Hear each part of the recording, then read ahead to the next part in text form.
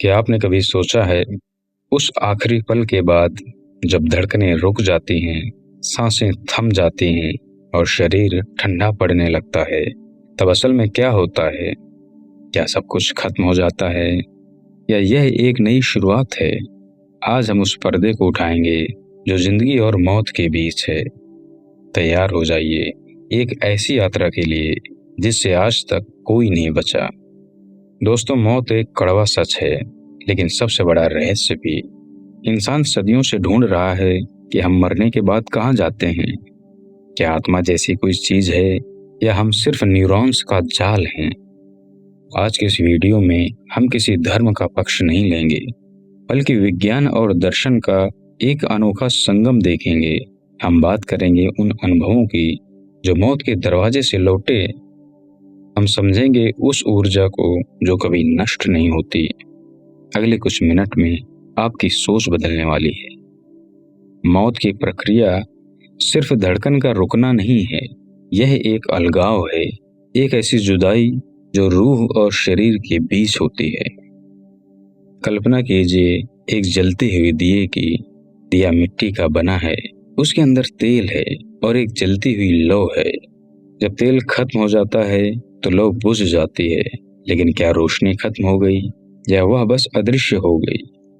वैज्ञानिक दृष्टिकोण से देखें तो जैसे ही मौत करीब आती है, हमारा शरीर एक शटडाउन मोड में जाता है। सबसे पहले फेफड़े जवाब देते हैं, ऑक्सीजन का स्तर गिरने लगता है, कोशिकाएं छटपटाने लगती हैं। लेकिन यहीं से शुरू होता है असली आध्यात्मिक खेल। प्राचीन भारतीय दर्शन कहता है कि इंसान सिर्फ मांस और हड्डी नहीं है, इंसान एक ऊर्जा का पुंज है जिसे हम आत्मा कहते हैं। आत्मा और शरीर का रिश्ता एक ड्राइवर और कार जैसा है। जब कार पुरानी हो जाती है, इंजन काम करना बंद कर देता है, तो ड्राइवर उसे छोड़ देता है। ड्राइवर मरता नहीं, वह बस कार से बाहर आ जाता है। लेकिन क्या यह इतना आसान है? शरीर छोड़ना क्या दर्दनाक है? विद्वानों का मानना है कि अंतिम क्षणों में एक खिंचाव होता है, जैसे एक पुराने पेड़ से उसकी छाल अलग की जा रही हो। लेकिन यह खिंचाव उन लोगों के लिए है जो दुनिया से बहुत जुड़े हुए हैं, जिन्हें मोह माया ने जकड़ रखा है। पर जो शांत है, जिन्होंने जीवन को समझा है, उनके लिए मौत एक गहरी सांस छोड़ने जैसा है, अत्यंत शांत और स्वाभाविक। अब एक बड़े सवाल पर आते हैं, यह चेतना, कॉन्शसनेस क्या है? विज्ञान कहता है दिमाग के भीतर न्यूरॉन्स आपस में टकराते हैं और एक एहसास पैदा होता है जिसे हम मैं कहते हैं। लेकिन अगर दिमाग मर जाए तो क्या वह मैं भी मर जाता है? दोस्तों, हमारा मस्तिष्क चेतना का निर्माता नहीं है, बल्कि इस चेतना का रिसीवर है। मौत के वक्त दिमाग नाम का रिसीवर टूट जाता है, लेकिन आप यानी वह सिग्नल यूनिवर्स में कहीं ना कहीं बने रहते हैं। ऊर्जा संरक्षण का नियम कहता है ऊर्जा को ना बनाया जा सकता है, ना ही उसे नष्ट किया जा सकता है। वह बस एक रूप से दूसरे रूप में बदल जाती है। हमारा शरीर पदार्थ है, हमारी चेतना ऊर्जा है, और मौत वह बिंदु है जहाँ पदार्थ और ऊर्जा अलग होते हैं। जब कोई व्यक्ति मर रहा होता है तो उसकी इंद्रियां धीरे धीरे बंद होती हैं। सबसे पहले स्वाद चला जाता है, फिर दृष्टि धुंधली होती है, स्पर्श का एहसास खत्म होता है, लेकिन सुनने की शक्ति अंत तक बनी रहती है। वैज्ञानिक भी इस बात को मानते हैं कि मरने वाला व्यक्ति आसपास की बातें सुन सकता है। वह महसूस कर सकता है कि कौन रो रहा है और कौन क्या कह रहा है। यही कारण है कि विभिन्न संस्कृतियों में मरते हुए व्यक्ति के कान में पवित्र मंत्र या शांति की बातें कही जाती, ताकि उसकी चेतना सकारात्मक ऊर्जा के साथ विदा हो। अब सोचिए, अगर हम सिर्फ शरीर होते तो मरने के बाद वजन कम क्यों नहीं होता? आत्मा का वजन कितना है? 1907 में डॉक्टर डंकल मैकडॉगल ने एक प्रयोग किया था। उन्होंने दावा किया कि मौत के ठीक बाद शरीर का वजन 21 ग्राम कम हो जाता है। हालांकि विज्ञान ने इसे खारिज कर दिया, लेकिन यह विचार आज भी लोगों के मन में कौतूहल पैदा करता है। क्या वह 21 ग्राम हमारे जीवन भर के अनुभवों का भार है? क्या वह हमारी इच्छाओं का वजन है? जैसे जैसे शरीर ठंडा पड़ता है, चेतना ऊपर की ओर उठने लगती है। इसे अक्सर आउट ऑफ बॉडी एक्सपीरियंस कहा जाता है। व्यक्ति खुद को छत से लटका हुआ पाता है। वह नीचे लेटे हुए अपने शरीर को देखता है। वह डॉक्टर को कोशिश करते देखता है। वह अपनी पत्नी या माँ को रोते हुए देखता है। उसे हैरानी होती है कि कोई उसे सुन क्यों नहीं रहा। वह चिल्लाता है, मैं जिंदा हूँ, लेकिन उसकी आवाज भौतिक दुनिया की दीवारों को पार नहीं कर पाती। यह वह पल है जब उसे एहसास होता है कि उसका रिश्ता इस हाड़ मांस के पुतले से अब हमेशा के लिए टूट चुका है। यह डरावना लग सकता है, लेकिन अनुभव बताते हैं कि इस पल में एक अजीब सी आजादी होती है। ना बीमारी का डर, ना भूख की चिंता, ना कल की फिक्र।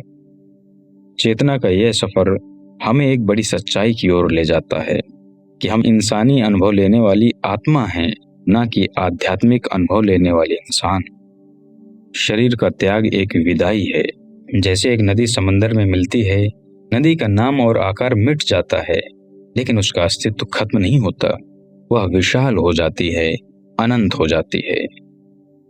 मौत के शुरुआती कुछ मिनटों में चेतना एक संक्रांति जाल में होती है, एक ट्रांजिशन पीरियड में होती है। वह न तो पूरी तरह इस पार होती है, न ही पूरी तरह उस पार। वह दहलीज पर खड़ी होती है, जहां उसे अपने पूरे जीवन की झलक एक सेकंड में दिखाई देती है। इसे लाइफ रिव्यू कहते हैं। हर वो बात जो आपने छिपाई, हर वो दर्द जो आपने किसी को दिया, और हर वो मुस्कुराहट जो आपने बांटी, सब कुछ एक फिल्म की तरह आंखों के सामने तैर जाता है। वहां कोई जज नहीं होता, आप खुद ही अपने जज होते हैं। यही है वह पहला कदम जो हमें भौतिकता से पराभौतिकता की ओर ले जाता है। लेकिन जैसे ही यह चेतना शरीर से पूरी तरह मुक्त होती है, तो वह कहाँ जाती है? क्या उसे कोई रास्ता दिखता है, या वह बस अंधेरे में खो जाती है? तो चलिए चलते हैं मौत के उन शुरुआती मिनटों के सफर पर। दिल की धड़कन रुक चुकी है, मॉनिटर पर एक सीधी लकीर आ गई है। डॉक्टर ने घड़ी देखी और समय नोट किया। Time of death. कमरे में सन्नाटा छा गया है। रिश्तेदारों की चीखें सुनाई दे रही हैं। लेकिन क्या वाकई सब कुछ खत्म हो गया है? विज्ञान कहता है कि मौत एक इवेंट नहीं, एक प्रोसेस है। जैसे एक शहर की बिजली कटती है, तो हर घर में अंधेरा एक साथ नहीं होता। धीरे धीरे एक एक करके लाइटें बुझती हैं। हमारे शरीर के साथ भी यही होता है। क्लिनिकल डेथ के बाद भी आपके शरीर के अंदर अरबों कोशिकाएं अभी भी जिंदा हैं। वे हार मानने को तैयार नहीं है। लेकिन उस चेतना का क्या जो अभी अभी शरीर से निकली है? अध्यात्म और कई शोध बताते हैं कि मरने के तुरंत बाद इंसान एक हाइपर अवेयर स्टेट में होता है। उसकी जागरूकता सामान्य से कई गुना बढ़ जाती है। उसे सब कुछ सुनाई देता है, सब कुछ समझ आता है। वह देखता है कि उसका शरीर अब मिट्टी बन चुका है। वह देखता है कि लोग उसके निर्जीव शरीर को छू रहे हैं। उसे अपनी पहचान का आखिरी एहसास हो रहा होता है। इस समय दिमाग के अंदर एक जबरदस्त हलचल मचती है। वैज्ञानिकों ने पाया कि मौत के ठीक बाद मस्तिष्क में गामा तरंगों का एक विस्फोट होता है। ये वही तरंगे हैं जो तब पैदा होती हैं जब हम बहुत गहराई से ध्यान मेडिटेशन करते हैं, या जब हम कोई बहुत जटिल समस्या हल कर रहे होते हैं। मरते हुए दिमाग के पास ऑक्सीजन नहीं है, फिर भी वह इतनी बिजली कहाँ से पैदा कर रहा है? दार्शनिक रूप से इसे स्मृति का सैलाब कहा जाता है। अध्यात्म कहता है कि इन शुरुआती मिनटों में समय अपनी परिभाषा बदल देता है। हमारे लिए जो 2 मिनट हैं, उस आत्मा के लिए वो सदियों के बराबर हो सकते हैं। उसे अपना पूरा बचपन, जवानी और बुढ़ापा एक झटके में दिखाई देता है। वह उन लोगों को भी देखता है जिन्हें वह भूल चुका था। वह उन गलतियों को महसूस करता है जिन्हें उसने दबा दिया था। जैसे एक फिल्म के रील को अगर बहुत तेजी से घुमाया जाए, तो आपको पूरी कहानी कुछ सेकंड में समझ आ जाती है। मौत के बाद का लाइफ रिव्यू बिल्कुल वैसा ही है। बस यहाँ एक फर्क है, आप सिर्फ फिल्म नहीं देख रहे होते, आप उन भावनाओं को दोबारा महसूस कर रहे होते हैं। अगर आपने किसी का दिल दुखाया था, तो उस पल आप उसका दर्द भी महसूस करते हैं। अगर आपने किसी को बिना शर्त प्यार दिया था, तो आप वह सुकून भी महसूस करते हैं। यही वह समय है जब इंसान को पछतावा या शांति का एहसास होता है। इसीलिए कहा जाता है कि इंसान को शांति से मरने देना चाहिए। आसपास का शोर, रोना धोना और अफरा तफरी उस निकलती हुई चेतना के लिए बहुत विचलित करने वाली होती है। तिब्बती ग्रंथ बारदो थोडॉल में लिखा है कि मौत के बाद के ये शुरुआती पल सबसे महत्वपूर्ण हैं। इसमें चेतना एक धुंधली अवस्था में होती है। उसे समझ नहीं आता कि वह मर चुका है। वह अपने हाथ पांव हिलाने की कोशिश करता है, वह अपनों को पुकारता है कि मैं यहाँ हूँ, मुझे देखो, लेकिन कोई उसे देख नहीं पाता। यह एक अलौकिक अकेलापन है। तभी उसे खिंचाव महसूस होता है, जैसे कोई चुंबक उसे खींच रहा हो। अंधेरे के बीच एक बहुत छोटी सी रोशनी दिखाई देती है। यह रोशनी कोई आम लाइट नहीं है। जो लोग इस अनुभव से वापस आए हैं वे कहते हैं कि उस रोशनी में करोड़ों सूर्यों की चमक थी, लेकिन वह आंखों को छूती नहीं थी, बल्कि उसमें एक असीम ममता थी, जैसे एक माँ की गोद का एहसास। वैज्ञानिक इसे हेलुसिनेशन या दिमाग का भ्रम कहते हैं। वे कहते हैं कि जब दिमाग में ऑक्सीजन कम होती है तो ऑप्टिक नर्व उत्तेजित हो जाती है और हमें सुरंग या रोशनी दिखाई देती है। लेकिन सवाल यह है कि अगर यह सिर्फ एक केमिकल रिएक्शन है तो यह इतना व्यवस्थित क्यों है? हर संस्कृति, हर धर्म और हर देश के व्यक्ति को एक जैसा अनुभव क्यों हो रहा है? इन शुरुआती मिनटों में ही व्यक्ति को अपने पूर्वजों का एहसास होता है। उसे लगता है कि वह अकेला नहीं है, कोई है जो उसका हाथ थामने के लिए खड़ा है। यह एहसास डर को पूरी तरह खत्म कर देता है। अचानक उसे महसूस होता है कि उसकी शारीरिक सीमाएं खत्म हो गई हैं। वह एक दीवार के पार देख सकता है। वह मीलों दूर बैठे अपने किसी मित्र के बारे में जान सकता है। उसकी चेतना अब ब्रह्मांडीय होने लगती है, कॉस्मिक होने लगती है। यही वह पल है जब सिल्वर कार्ड की बात आती है। प्राचीन गूढ़ विद्याओं के अनुसार आत्मा और शरीर एक अदृश्य धागे से जुड़े होते हैं। जब तक यह धागा जुड़ा है, वापसी संभव है। यही कारण है कि कई लोग वेंटिलेटर से या कोमा से वापस आ जाते हैं। वे उस दहलीज तक जाते हैं, उस रोशनी को देखते हैं, लेकिन फिर उन्हें एक संदेश मिलता है, अभी तुम्हारा समय नहीं आया, और वे एक झटके के साथ वापस अपने भारी शरीर में आ जाते हैं। लेकिन जिनके लिए यह धागा टूट जाता है, उनके लिए वापसी का रास्ता बंद हो जाता है। शरीर पूरी तरह ठंडा पड़ जाता है, मांसपेशियां अकड़ जाती हैं और वह चेतना, वह ऊर्जा हमेशा के लिए इस 3 डायमेंशनल दुनिया को छोड़ देती है। मौत के ये शुरुआती मिनट हमें एक बहुत बड़ी सीख देते हैं। वे बताते हैं कि हम इस शरीर से कहीं बढ़कर हैं। हम वह कहानी हैं जो किताब के फटने के बाद भी हवाओं में गूंजती रहती है। हम वह गीत हैं जो साज टूटने के बाद भी फिजाओं में मौजूद रहता है। तो अगली बार जब आप किसी की मौत की खबर सुने तो याद रखिए, वह खत्म नहीं हुआ है। वह बस उस पर्दे के पीछे चला गया है जहां हमारी नजरें अभी नहीं पहुंच सकती। लेकिन उन लोगों का क्या जो उस पर्दे के पार चले गए थे, जिन्होंने उस पार की दुनिया की झलक देखी और फिर लौट आए? उन नियर डेथ एक्सपीरियंसेस की कहानियां आपको हैरान कर देंगी। तो चलिए जानते हैं अगले अध्याय में। दुनिया भर में ऐसे लाखों लोग हैं जिन्होंने मौत का स्वाद चखा और फिर वापस लौट आए। डॉक्टर उन्हें चमत्कार कहते हैं, वैज्ञानिक उन्हें हेलुसिनेशन या भ्रम कहते हैं। लेकिन उन लोगों के लिए यह अनुभव इस दुनिया से ज्यादा असली था। यह वह स्थिति है जब शरीर मर चुका होता है, मशीनें फ्लैटलाइन दिखा रही होती हैं, लेकिन इंसान के भीतर की चेतना एक ऐसी यात्रा पर निकल जाती है जिसका वर्णन करना शब्दों में नामुमकिन है। सोचिए, आप एक अस्पताल के बेड पर लेटे हैं, चारों तरफ अफरा तफरी है, नर्सें भाग रही हैं, डॉक्टर शॉक दे रहे हैं, और अचानक आप खुद को छत के पास तैरते हुए पाते हैं। आप नीचे देखते हैं और हैरान रह जाते हैं। वह जो बेड पर लेटा है वो आप हैं, लेकिन आप तो ऊपर से सब कुछ देख रहे हैं। आपको कोई दर्द नहीं हो रहा, कोई डर नहीं लग रहा, सिर्फ एक असीम शांति है। यह कोई कहानी नहीं है। हजारों मरीजों ने ऐसी बातें बताई हैं जो तर्क की कसौटी पर खरी उतरती हैं। यहीं से विज्ञान की दीवारें दरकने लगती हैं। मौत को करीब से देखने वाले इंसान को अपने मृत प्रियजनों का एहसास होता है। वे लोग जो सालों पहले गुजर चुके थे, वे वहां खड़े होकर आपका स्वागत करते हैं। वे आपसे बातें करते हैं, लेकिन शब्दों में नहीं, बल्कि टेलीपैथी यानी विचारों के जरिए। वहाँ भाषा की कोई जरूरत नहीं होती, सिर्फ शुद्ध भावनाओं का आदान प्रदान होता है। तभी शुरू होता है जीवन की समीक्षा, लाइफ रिव्यू। यह कोई अदालत नहीं है, लेकिन आप अपने जीवन के हर पल को दोबारा जीते हैं।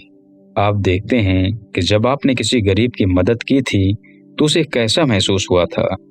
आप वह खुशी खुद महसूस करते हैं। और जब आपने किसी का अपमान किया था तो उस व्यक्ति के दिल में जो चोट लगी थी, वह चोट आपको अपने सीने में महसूस होती है। वहां आप खुद ही अपने जज होते हैं। आपको समझ आता है कि जीवन का असली मकसद पैसा या शोहरत नहीं, बल्कि प्रेम और ज्ञान था। वैज्ञानिक तर्क देते हैं कि यह सब डीएमटी का खेल है। डीएमटी एक केमिकल है जो मरते वक्त दिमाग रिलीज करता है। वे कहते हैं कि जब दिमाग में ऑक्सीजन कम होती है तो वह रंग बिरंगे सपने बुनने लगता है। लेकिन नियर डेथ एक्सपीरियंस अनुभव करने वाले कहते हैं कि सपने धुंधले होते हैं, लेकिन वह अनुभव जागने से भी ज्यादा साफ था। सपनों में तर्क नहीं होता, लेकिन नियर डेथ एक्सपीरियंस में हर चीज व्यवस्थित और तार्किक होती है। एक और अजीब बात जो सामने आई है वह है समय का रुक जाना। वहां न कोई घड़ी है, न कोई कैलेंडर। लोग कहते हैं कि वे वहां घंटों रहे, लेकिन धरती पर सिर्फ 2 मिनट बीते थे। ऐसा लगता है कि जैसे वह दुनिया समय और स्थान के नियमों से परे है, जैसे आप किसी दूसरे डायमेंशन में प्रवेश कर गए हैं। अध्यात्म से लोग कहता है जैसे पितृलोक या स्वर्ग, लेकिन विज्ञान इसे चेतना की एक अवस्था मानता है। पर सत्य जो भी हो, इस अनुभव ने लाखों लोगों का जीवन बदल दिया। जो लोग मौत के मुंह से वापस आए, उनका मौत से डर हमेशा के लिए खत्म हो गया। वे वापस आकर ज्यादा दयालु, ज्यादा शांत और ज्यादा आध्यात्मिक बन गए।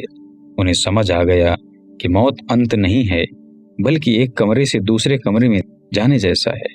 कई मामलों में देखा गया कि जो लोग जन्म से अंधे थे, उन्होंने नियर डेथ एक्सपीरियंस के दौरान देखने का दावा किया। उन्होंने अस्पताल के रंगों और मशीनों का वर्णन किया। यह विज्ञान के लिए सबसे बड़ी चुनौती है। अगर आंखें खराब हैं और दिमाग बंद है, तो दृष्टि, वो विजन कहाँ से आई? क्या इसका मतलब है कि देखने वाली असली चीज हमारा शरीर नहीं, बल्कि हमारी आत्मा है? नियर डेथ एक्सपीरियंस हमें सिखाता है कि हम ब्रह्मांड के एक बहुत बड़े नेटवर्क का हिस्सा हैं। हम यहाँ सिर्फ एक अनुभव लेने आए हैं।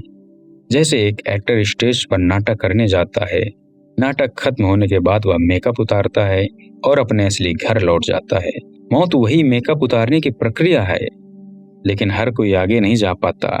एक सीमा आती है जो अक्सर एक नदी, एक बाढ़ या एक धुंध की तरह दिखती है। वहां पहुंचकर आपको एहसास होता है कि अगर आपने यह सीमा पार की तो आप फिर कभी वापस नहीं जा पाएंगे। और तभी आपको पीछे से एक आवाज सुनाई देती है, या कोई आपका हाथ पकड़कर कहता है, अभी तुम्हारा काम अधूरा है। और अचानक एक जोर का झटका लगता है, जैसे आप हजारों फीट की ऊंचाई से गिरे हों। आप अपनी आंखें खोलते हैं, सफेद लाइटें, डॉक्टरों के चेहरे और दर्द। आप वापस अपने शरीर की जेल में कैद हो जाते हैं। लेकिन अब आप वो इंसान नहीं रहे जो पहले थे। आपने वो देख लिया है जो करोड़ों लोग नहीं देख पाए। लेकिन अगर मौत की यह दुनिया इतनी खूबसूरत है, तो हम यहाँ क्यों हैं? और यह ऊर्जा जो हमारे भीतर है, वह कहाँ से आती है और कहाँ जाती है? चलिए समझते हैं उस महान ऊर्जा के सिद्धांत को अगले अध्याय में। जब हम मौत की बात करते हैं, तो सबसे बड़ा सवाल यही उठता है कि वह क्या चीज है जो शरीर से निकल गई? वह क्या था जिसने इस शरीर को चलाया? वैज्ञानिक भाषा में इसे प्राण या ऊर्जा कहते हैं। महान वैज्ञानिक अल्बर्ट आइंस्टीन ने एक शाश्वत सत्य बताया था, ऊर्जा को ना तो पैदा किया जा सकता है और ना मिटाया जा सकता है, वह बस अपना रूप बदलती है। अगर आप इस सिद्धांत को गहराई से समझें तो आप पाएंगे कि मौत वैज्ञानिक रूप से नामुमकिन है। हमारा अस्तित्व कभी खत्म हो ही नहीं सकता। सोचिए, एक मोमबत्ती जल रही है, उसकी लौ से गर्मी और रोशनी निकल रही है। जब मोमबत्ती खत्म हो जाती है तो लौ बुझ जाती है, लेकिन वह गर्मी और वह रोशनी ब्रह्मांड के वातावरण में घुल जाती है। वह नष्ट नहीं हुई, बल्कि उसका स्वरूप बदल गया। इंसानी चेतना भी ब्रह्मांड की वही मौलिक ऊर्जा है। लेकिन यहाँ एक पेंच है, अगर हम सब एक ही ऊर्जा हैं, तो हर किसी का अनुभव अलग क्यों होता है? यहीं प्रवेश होता है कर्म के सिद्धांत का। कर्म कोई सजा या इनाम नहीं है, या कॉज एंड इफेक्ट का वैज्ञानिक नियम है। जैसे आप कुएं में चिल्लाते हैं तो वही आवाज वापस आती है। ब्रह्मांड भी आपकी हर क्रिया की एक प्रतिक्रिया देता है। अध्यात्म कहता है कि हमारी चेतना सिर्फ ऊर्जा नहीं है, यह डेटा भी है। जैसे एक कंप्यूटर की हार्ड ड्राइव में सालों का डेटा जमा होता है, वैसे ही हमारी आत्मा में संस्कार और यादें जमा होती हैं। मौत के वक्त हम सिर्फ शरीर छोड़ते हैं, लेकिन अपना सॉफ्टवेयर यानी अपने कर्मों का लेखा जोखा साथ ले जाते हैं। इसे एक आसान उदाहरण से समझते हैं। एक पतंग आसमान में उड़ रही है। पतंग हमारा शरीर है और हवा वह ऊर्जा है जो उसे उड़ा रही है। लेकिन पतंग किस दिशा में जाएगी, यह उस डोर पर निर्भर करता है जो उड़ाने वाले के हाथ में है। और डोर हमारे कर्म हैं। अगर डोर उलझी हुई है तो पतंग गिर जाएगी। अगर डोर मजबूत और साफ है तो पतंग ऊंचाइयों को छुएगी। जब हम मरते हैं तो हमारी चेतना का घनत्व, डेंसिटी हमारे कर्मों से तय होता है। नफरत, ईर्ष्या, गुस्सा और लालच ये भावनाएं भारी होती हैं। ये चेतना को नीचे की ओर खींचती हैं। वहीं प्रेम, करुणा, क्षमा और शांति ये भावनाएं हल्की और सूक्ष्म होती हैं। जैसे गर्म हवा का गुब्बारा ऊपर उठता है, वैसे ही एक पवित्र चेतना उच्च लोकों, हायर डायमेंशंस की ओर जाती है। भारतीय दर्शन में इसे सूक्ष्म शरीर कहा गया है। मृत्यु के बाद आपका भौतिक शरीर यहीं रह जाता है, लेकिन सूक्ष्म शरीर जिसमें आपकी इच्छाएं और विचार होते हैं, वह आगे का सफर तय करता है। यही कारण है कि कई संस्कृतियों में मरने के बाद दान, पुण्य और प्रार्थना की जाती है, ताकि उस निकलने वाली चेतना को एक सकारात्मक धक्का, एक मोमेंटम मिल सके। मौत के बाद क्या होगा, यह इस पर निर्भर है कि आप आज इसी वक्त क्या कर रहे हैं। क्या आप दुनिया में कुछ अच्छा जोड़ रहे हैं या सिर्फ अपने अहंकार को पाल रहे हैं। हम अक्सर पूछते हैं, भगवान ने मेरे साथ ऐसा क्यों किया, लेकिन सच तो यह है कि ब्रह्मांड सिर्फ एक आईना है। मौत के बाद का सफर वैसा ही होता है जैसा हमने अपने मन का नक्शा बनाया होता है। अगर आपके मन में नफरत भरी है तो आपको वही नफरत चारों ओर महसूस होगी। अगर आपके भीतर शांति है तो मौत आपके लिए एक दिव्य मिलन बन जाएगी। इसे फ्रीक्वेंसी के तौर पर देखें। जैसे रेडियो पर अलग अलग स्टेशन होते हैं, 91.1 FM पर वही सुनाई देगा जो उस फ्रीक्वेंसी पर बज रहा है। हमारी चेतना भी एक फ्रीक्वेंसी है। मौत के बाद हम उसी लोक या उसी अवस्था में आकर्षित होते हैं जिस फ्रीक्वेंसी पर हमने अपनी जिंदगी जी होती है। यही जीवन का सबसे बड़ा रहस्य है। मृत्यु हमें डराने के लिए नहीं आती, वह हमें याद दिलाने आती है कि यह समय सीमित है। हमें अपनी ऊर्जा को शुद्ध करना है, हमें अपने कर्मों की डोर को सुलझाना है, ताकि जब वह आखिरी पल आए तो हमें एक पक्षी की तरह आजाद होकर अनंत आकाश में उड़ सकें। मृत्यु हमें बताती है कि अंत में न आपका बैंक बैलेंस साथ जाएगा, न आपका आलीशान घर साथ जाएगी, तो सिर्फ वह ऊर्जा जो आपने दूसरों के प्रति महसूस की और वह ज्ञान जो आपने अपने भीतर जगाया। लेकिन क्या यह सब सिर्फ एक दार्शनिक सोच है? क्या आधुनिक विज्ञान के पास कोई ठोस सबूत है? क्या क्वांटम फिजिक्स इस आत्मा के अस्तित्व को स्वीकार करती है? चलिए जानते हैं अगले अध्याय में विज्ञान की सबसे एडवांस थ्योरीज के बारे में। अभी तक हमने आत्मा और कहानियों की बात की, लेकिन क्या लैब में काम करने वाले वैज्ञानिक इस बात को मानते हैं? शायद आप हैरान हो जाएं, लेकिन आज का आधुनिक विज्ञान मौत के उस पार देखने के बहुत करीब पहुंच चुका है, खासकर क्वांटम फिजिक्स की दुनिया में। सालों तक विज्ञान का मानना था कि इंसान सिर्फ एक मशीन है, दिमाग एक कंप्यूटर है और मौत यानी पावर ऑफ। लेकिन जैसे जैसे हम परमाणु के अंदर झांक रहे हैं, हकीकत बदल रही है। वैज्ञानिकों ने पाया है कि ब्रह्मांड का 95% हिस्सा अदृश्य है। इसे डार्क मैटर और डार्क एनर्जी कहते हैं। अगर ब्रह्मांड का इतना बड़ा हिस्सा हमें दिखता ही नहीं, तो क्या यह मुमकिन नहीं कि मौत के बाद की दुनिया उसी अदृश्य हिस्से में हो? यहाँ एक बहुत बड़ी थ्योरी आती है जिसे बायोसेंट्रिज्म कहा जाता है। डॉक्टर रॉबर्ट लॉन्जा, जो दुनिया के जाने माने वैज्ञानिक हैं, वे कहते हैं कि मौत एक भ्रम है। उनके अनुसार जीवन और जीव विज्ञान, बायोलॉजी ब्रह्मांड को पैदा करते हैं, न कि ब्रह्मांड जीवन को। इसका मतलब है कि समय और स्थान सिर्फ हमारे दिमाग के औजार हैं। हम मौत को इसलिए सच मानते हैं क्योंकि हमें बचपन से सिखाया गया है कि हम शरीर हैं।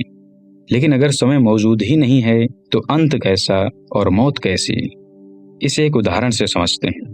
आप एक कमरे में बैठे हैं, आपके लिए वह कमरा ही आपकी दुनिया है, लेकिन जैसे ही आप दरवाजा खोलकर बाहर निकलते हैं, आपको एहसास होता है कि बाहर एक पूरा शहर है।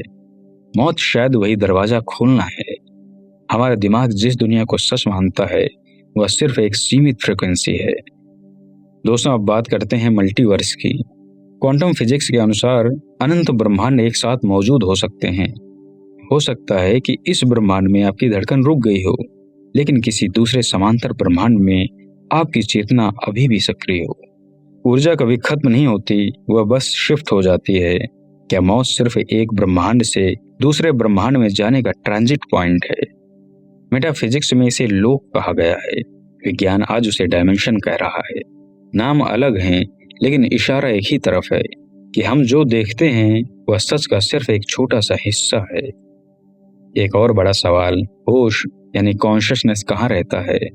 वैज्ञानिकों ने दिमाग का कोना कोना छान मारा, लेकिन उन्हें वह जगह नहीं मिली जहां मैं रहता है। यानी हमारी यादें, हमारा प्यार, हमारा गुस्सा किसी एक न्यूरॉन में कैद नहीं है। यह बिल्कुल वैसा ही है जैसे इंटरनेट। आप फेसबुक या यूट्यूब को अपने मोबाइल के अंदर हथौड़े से तोड़कर नहीं ढूंढ सकते। डेटा क्लाउड में है, मोबाइल तो बस उसे दिखा रहा है। मौत के वक्त मोबाइल टूट जाता है, लेकिन डेटा क्लाउड में सुरक्षित रहता है। यही वह बिंदु है जहाँ विज्ञान और अध्यात्म गले मिलते हैं। अध्यात्म जिसे परमात्मा या ब्रह्म कहता है, विज्ञान उसे यूनिफाइड फील्ड या क्वांटम फील्ड कहता है। एक ऐसी ऊर्जा का समुद्र जिससे हम सब निकले हैं और जिसमें हम सब वापस मिल जाएंगे। महान वैज्ञानिक निकोला टेस्ला ने कहा था कि जिस दिन विज्ञान गैर भौतिक घटनाओं का अध्ययन शुरू करेगा, वह एक दशक में उतनी प्रगति करेगा जितनी उसने सदियों में नहीं की। आज वह समय आ गया है। हम अब सिर्फ शरीर को नहीं, उस ऊर्जा को समझने की कोशिश कर रहे हैं जो शरीर को चलाती है। लेकिन विज्ञान की अपनी सीमाएं हैं। विज्ञान सबूत मांगता है, और मौत एक ऐसा अनुभव है जिसका सबूत देने वाला वापस नहीं आता, सिवाय उन लोगों के जिन्होंने नियर डेथ एक्सपीरियंस महसूस किया। लेकिन उन लाखों लोगों के अनुभव को सिर्फ दिमाग का केमिकल लोचा कहकर ठुकराना वैज्ञानिक ईमानदारी नहीं होगी।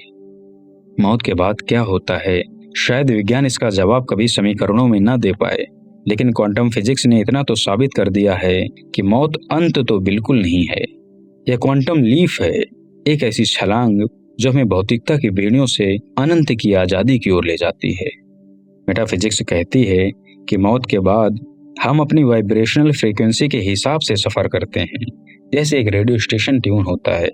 अगर आपकी जिंदगी में सिर्फ डर और नफरत रहे हैं, तो आप लो फ्रीक्वेंसी को अनुभव करेंगे। अगर आपकी जिंदगी में ज्ञान और प्रेम रहा, तो आप हाई फ्रीक्वेंसी के दिव्य अनुभवों की ओर बढ़ेंगे। विज्ञान अब धीरे धीरे स्वीकार कर रहा है कि हमारे विचार भी ऊर्जा है, और ऊर्जा कभी मरती नहीं।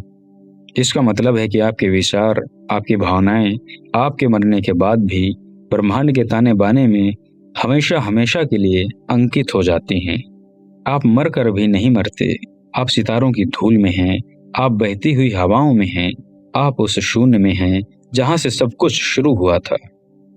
विज्ञान और दर्शन की इस गहराई को समझने के बाद अब वक्त है इस सफर के आखिरी पड़ाव का। मौत हमें डराने नहीं, बल्कि जीवन जीने की कला सिखाने आती है। चलिए देखते हैं इस पूरी यात्रा का सबसे बड़ा निष्कर्ष अंतिम अध्याय में।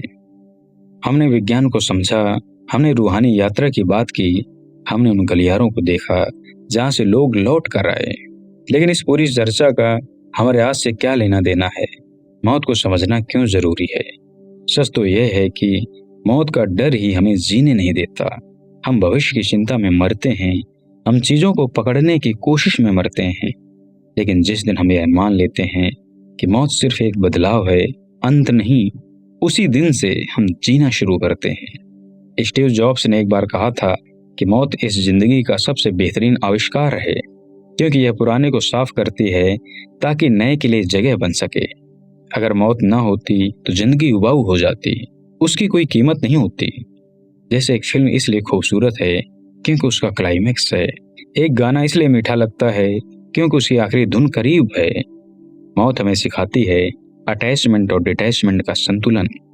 सोचिए, आप एक ट्रेन में सफर कर रहे हैं, आपको पता है कि आपका स्टेशन आने वाला है। क्या आप उस ट्रेन की सीट से प्यार करने लगते हैं? क्या आप खिड़की को पकड़कर रोते हैं कि मैं इसे नहीं छोड़ूंगा? नहीं, आप सफर का आनंद लेते हैं, आप बाहर के नज़ारों को देखते हैं और जैसे ही स्टेशन आता है आप अपना सामान उठाते हैं और उतर जाते हैं। यह दुनिया वह ट्रेन है, आपका शरीर वह सीट है और आपकी मंजिल वह स्टेशन जो मौत के बाद आता है। हमें सिखाया गया है कि मौत दुखद है, लेकिन क्या यह वाकई दुखद है या यह एक थके हुए मुसाफिर का घर लौटना है? दिन भर की भाग दौड़ के बाद जब हम रात को सोते हैं तो हमें डर नहीं लगता, बल्कि हमें सुकून मिलता है। मौत भी उस ब्रह्मांड की गहरी नींद है जहाँ से हम एक नई ताजगी के साथ जागते हैं। यह निडरता कहाँ से आती है? यह तब आती है जब आप, मैं और मेरा के जाल से बाहर निकलते हैं। अक्सर लोग पूछते हैं मरने के बाद मेरा क्या होगा, लेकिन असली सवाल यह है कि मरने से पहले आपने क्या किया? क्या आपने किसी टूटते हुए दिल को जोड़ा? क्या आपने किसी भूखे को खाना खिलाया या आप सिर्फ तिजोरियां भरने में लगे रहे? याद रखिए, मौत के उस पार के पासपोर्ट पर आपके बैंक बैलेंस की मोहर नहीं लगती, वहां सिर्फ आपके एहसासों और कर्मों की करेंसी चलती है। जब हम यह जान लेते हैं कि हम अमर ऊर्जा हैं तो हमारा अहंकार पिघलने लगता है। हम छोटी छोटी बातों पर लड़ना छोड़ देते हैं, हम उस व्यक्ति को माफ कर देते हैं जिसने हमें चोट पहुंचाई। क्यों? क्योंकि हमें पता है कि अंत में हम सबको उसी एक समुंदर में मिलना है। लहरें आपस में टकरा सकती हैं, लेकिन पानी तो एक ही है। मौत हमें वर्तमान की कीमत बताती है। हम अक्सर कहते हैं कल करेंगे, कल खुश होंगे, कल अपनों को वक्त देंगे, लेकिन मौत धीरे से कान में कहती है तुम्हारे पास सिर्फ अभी है। जो कहना है आज कह दो, जो जीना है आज जी लो, क्योंकि कल की सुबह शायद किसी दूसरे डायमेंशन में हो। कई लोग मौत से इसलिए डरते हैं क्योंकि वे अधूरे हैं।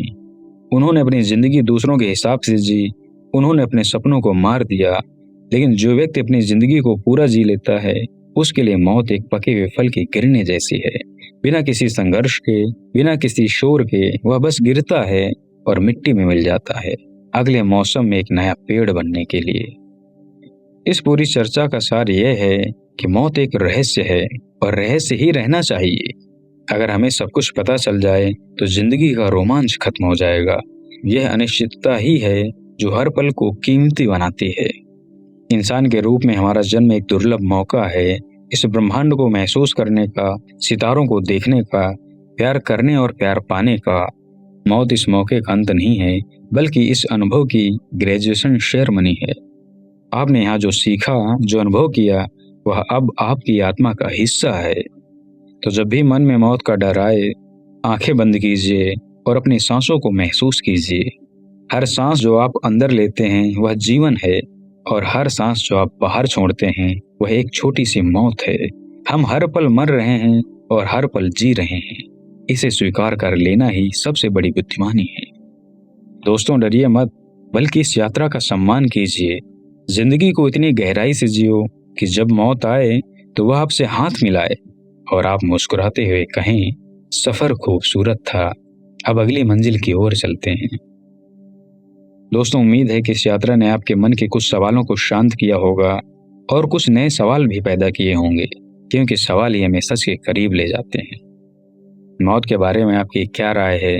क्या आपको लगता है कि कोई हमें देख रहा है? कमेंट में अपनी कहानी या अपने विचार जरूर लिखें। अगर आपको यह वीडियो जानकारीपूर्ण और सुकून देने वाला लगा हो तो इसे उन लोगों के साथ जरूर शेयर करें जिन्हें शायद आज इन शब्दों की जरूरत है। लेकिन सफर अभी खत्म नहीं हुआ है, ये तो सिर्फ विज्ञान और दर्शन की बातें थी। अगले एपिसोड में हम उतरेंगे भारत के सबसे प्राचीन और रहस्यमय ज्ञान की गहराई में। हम बात करेंगे उस ग्रंथ की जो बताता है कि शरीर छोड़ने के बाद अगले 13 दिन आत्मा कहाँ भटकती है। क्या वाकई यमराज के दूत आते हैं? तो दोस्तों, तैयार रहिए अगले एपिसोड के लिए। आज की इस अद्भुत यात्रा में हमारे साथ चलने के लिए बहुत बहुत धन्यवाद। आज का सफर बस यहीं तक। फिर मुलाकात होगी चेतना की एक नई यात्रा में, किसी एक नए विषय के रूप में। सचेत रहिए, जागरूक रहिए।